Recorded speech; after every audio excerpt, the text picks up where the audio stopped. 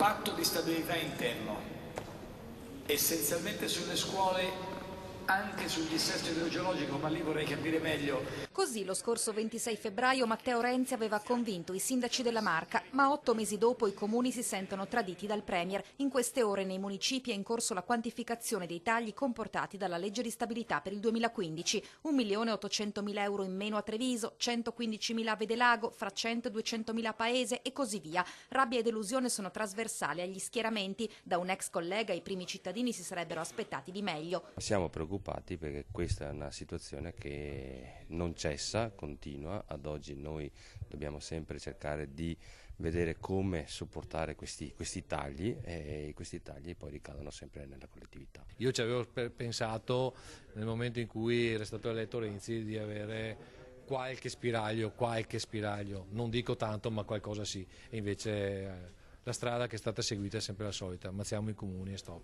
Ci aspettavamo un po' più di positività da parte di Renzi, soprattutto in qualità di sindaco, invece ci rendiamo conto che nemmeno lui sta facendo quelle manovre che noi tanto aspettavamo, quindi di renderci un po' più autonomi, ma soprattutto di darci la possibilità di programmare. La sensazione è questa, che chi va a Roma si dimentica di ciò che accade nel territorio, ecco.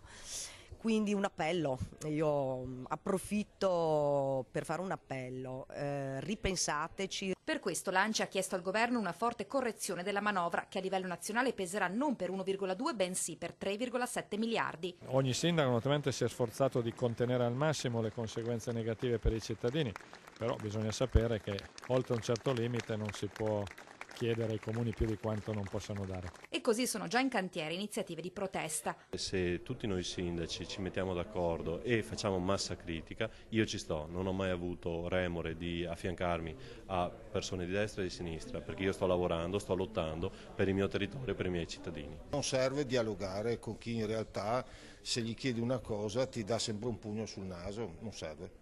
Per questo le fasce tricolori sono pronte alla guerra legale contro Roma. Dopo un incontro col governatore Luca Zaia è stato formalizzato il conferimento dell'incarico alla Regione affinché presenti ricorso alla Corte Costituzionale.